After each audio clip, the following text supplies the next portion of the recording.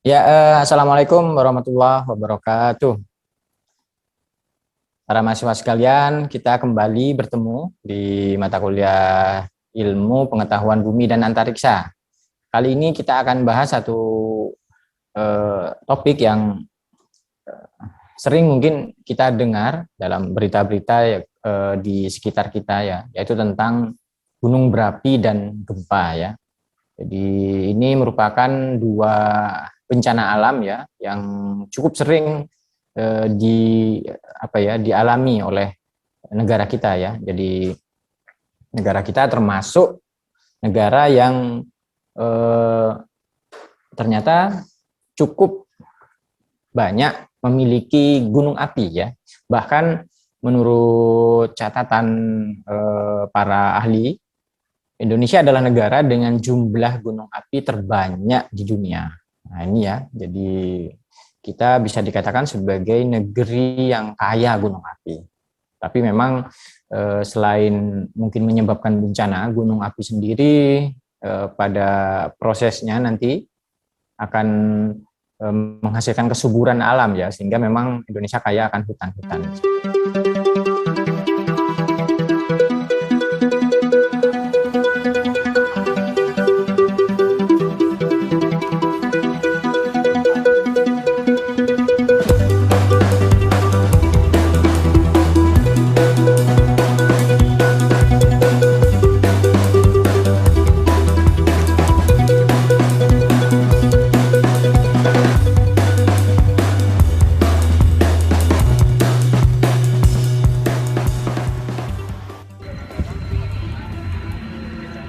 Posisi bunker Kaliadem.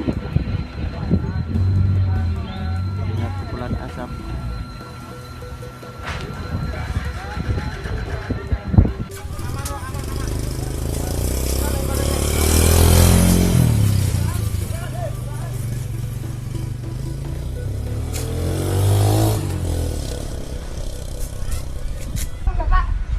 Ayo. Orang apa ya?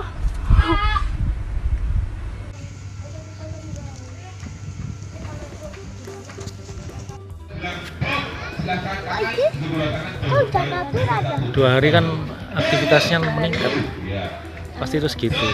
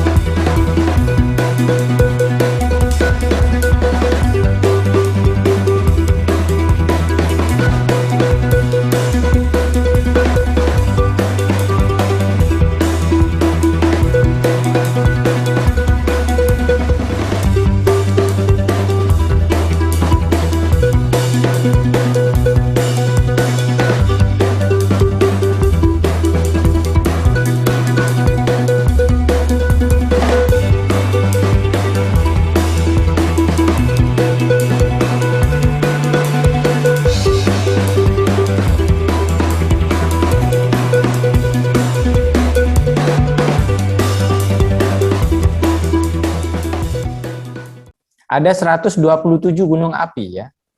Jadi sering kita mendengar dan melihat di berita ya, di televisi atau di media online gitu ya, terjadinya berita tentang gunung api yang meletus ya.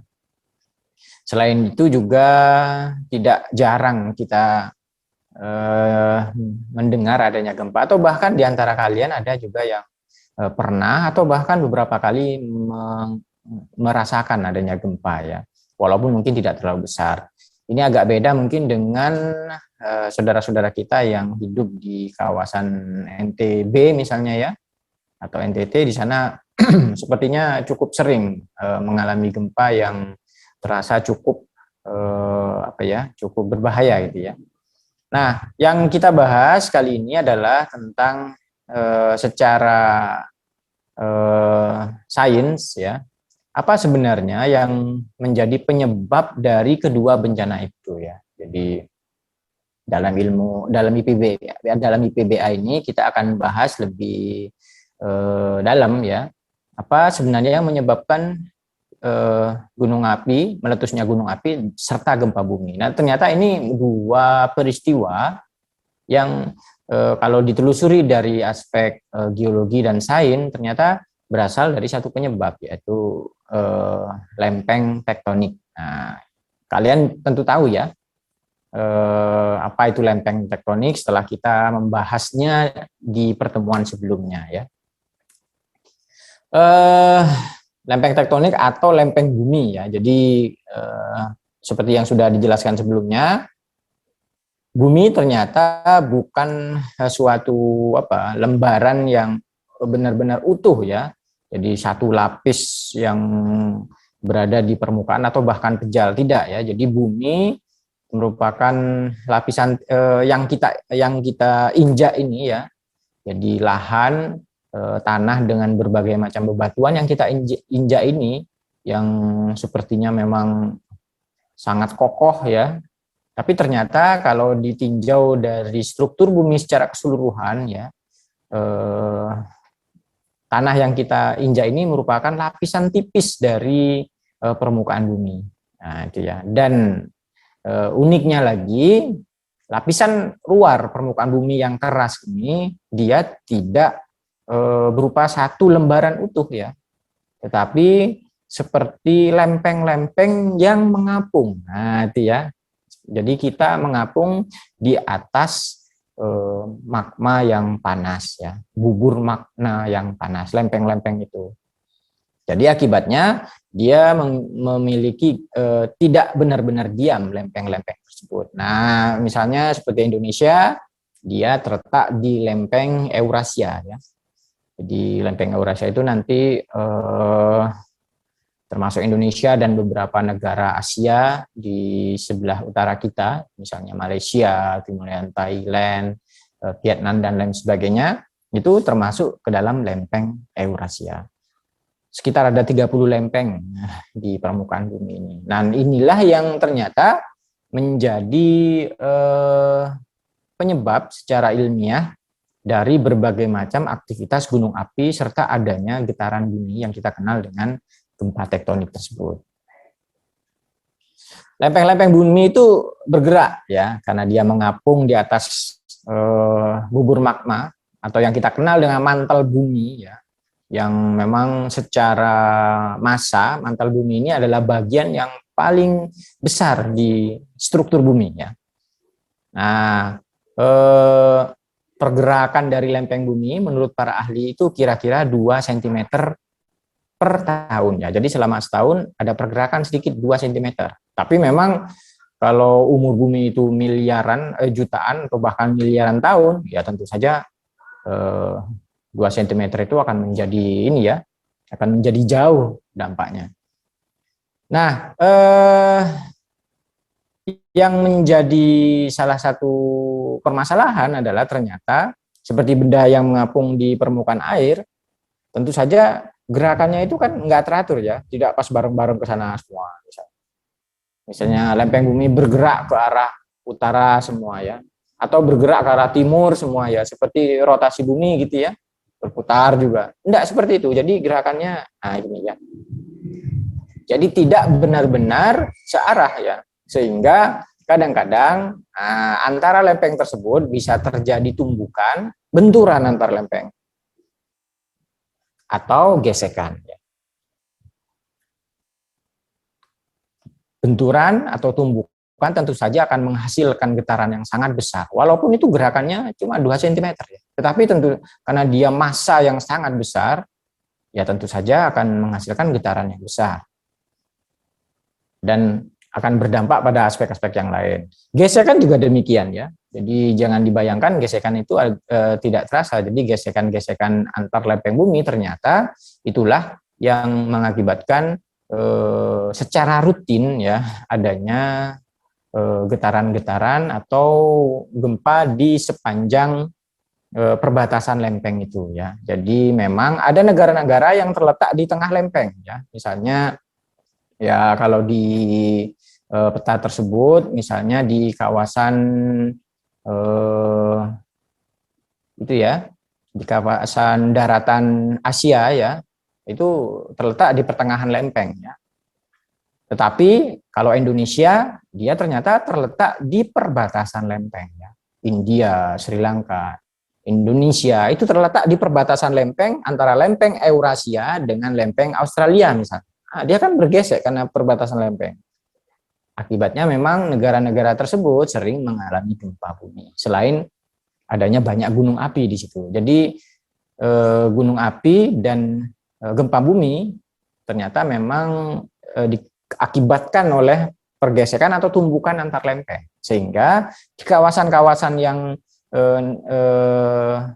berbatasan dengan lempeng yang sebelahnya akan sering mengalami kedua bencana tersebut. Salah satunya negeri kita ini ya.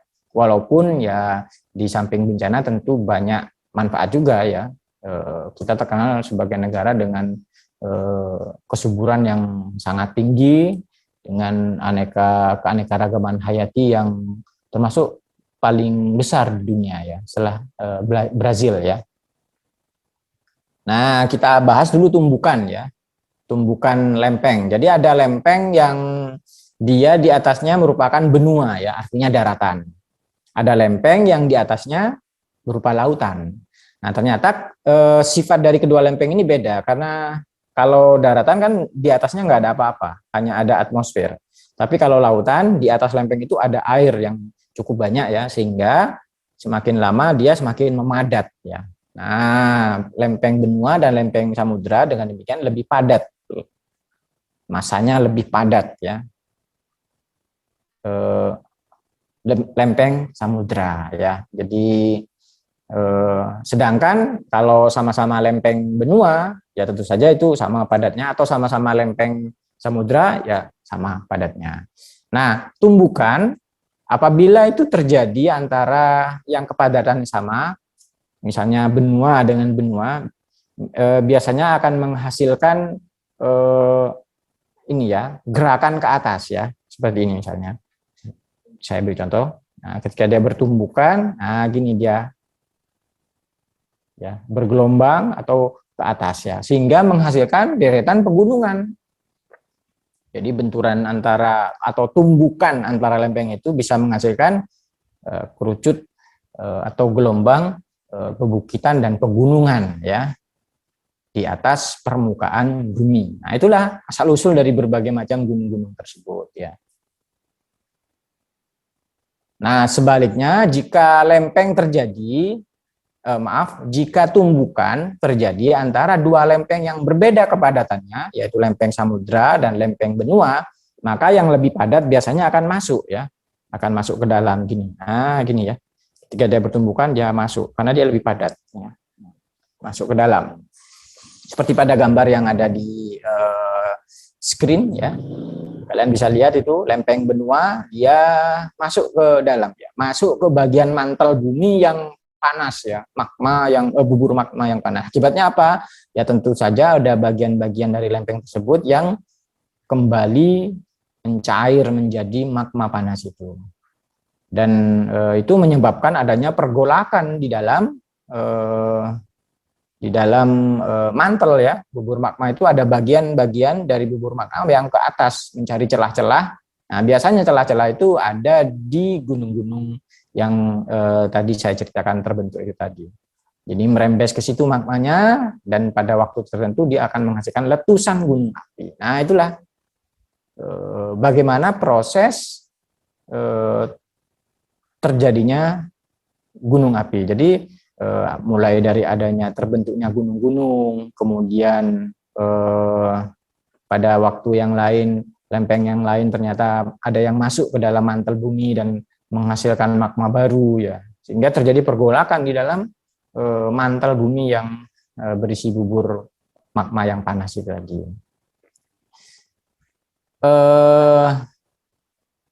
Karena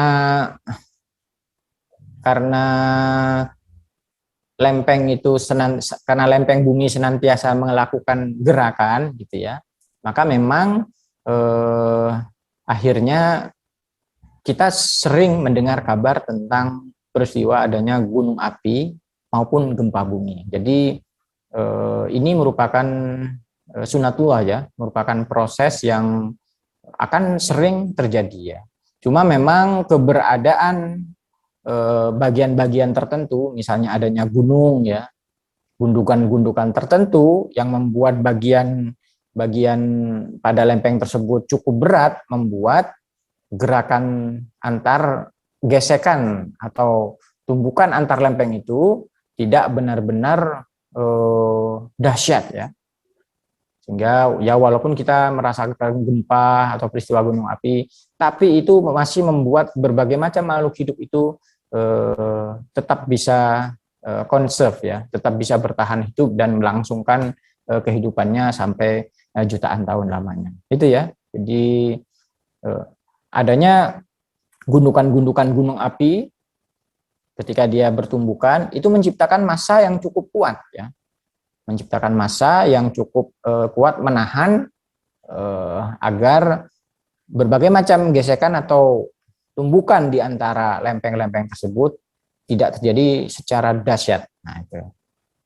Sehingga bisa tetap mempertahankan tatanan di atas struktur lempeng itu. Ya, kita termasuk manusia dan berbagai makhluk hidup yang lain. Aneka tumbuhan serta hewan-hewan. Itu ya. Jadi itu kuasa dari Allah Subhanahu wa taala. Setelah kita pelajari ternyata begitu kompleks apa yang terjadi di permukaan bumi ini dan alangkah dahsyatnya apa juga yang terjadi di dalam struktur bumi ini. Setelah membahas tentang tumbukan, kita sekarang akan membahas tentang gesekan ya. Jadi kadang gerakan dan kontak antara lempeng tersebut tidak berupa tumbukan. Kalau tumbukan berarti arahnya benar-benar berlawanan ya. Ini berlawanan. Tetapi kalau gesekan berarti dia tidak benar-benar berlawanan ya. Misalnya sama-sama mengarah ke utara gitu ya. Begini. Ini. Nah, dia mengalami gesekan gitu. Nah, kalau sesuatu bergeser tentu saja kan ada getaran. Karena ini yang bergeser adalah lempeng bumi, maka getarannya bagi kita cukup terasa. Bagi makhluk-makhluk kecil seperti kita merasakannya sebagai sebuah bencana ya. Walaupun ada juga kita merasakan gempa tertentu yang cukup bergetar tapi tidak menghasilkan kerusakan. Ada kalanya, ada waktu-waktu tertentu ternyata getaran tersebut tidak hanya kita rasakan gitu ya, tetapi juga mampu merusak bangunan-bangunan, bahkan juga mungkin aneka tumbuhan, bebukitan, adanya longsor. Nah, itu ya. Jadi pada waktu-waktu tertentu gesekan tersebut menghasilkan getaran yang cukup kuat untuk menghasilkan kerusakan, walaupun ya tidak selalu. Apabila getaran akibat gesekan tektonik itu terjadi di tengah laut dan dia cukup kuat ya, biasanya laut itu memiliki daya redam sehingga getaran itu bisa diredam oleh lautan. Tetapi jika ternyata terjadinya itu agak dekat dengan daratan ya, jadi kalau benar-benar di tengah samudera yang luas ya mungkin daratan tidak merasakan getaran tersebut atau tidak merasakan suatu kerusakannya. Tetapi jika ternyata pusat dari getaran itu tidak terlalu jauh dari daratan, dari benua, maka akibatnya bisa terjadi gelombang air ya. Jadi kan air meredam getaran itu dan hasil dari rebanan itu membuat menciptakan sebuah gelombang yang bisa cukup besar sekali ya. Dan apabila gelombang itu sampai menyapu daratan, maka itu biasanya disebut dengan istilah tsunami ya. Tsunami berasal dari bahasa Jepang yang artinya gelombang di pelabuhan ya. Karena memang dia diamati dan sering dialami oleh orang-orang di pelabuhan. Dan kenapa dari Jepang? Karena memang Jepang termasuk negara yang paling sering mengalami gempa bumi termasuk tsunami. Itu ya. Jadi apabila pusat gempanya agak terjadi di lautan tetapi agak dekat dengan daratan, maka dia bisa menghasilkan gelombang yang menyapu daratan ya. Jadi kita sudah sering tentunya melihat bagaimana tsunami itu berlangsung. Walaupun kita tidak melihat secara langsung, tapi kita bisa melihat di berita-berita di media online atau surat kabar misalnya atau televisi, bagaimana dahsyatnya daya rusak dari tsunami ya. Dia bisa puluhan meter ya di atas bangunan-bangunan tersebut dan menyapu seluruh yang ada di dekatnya.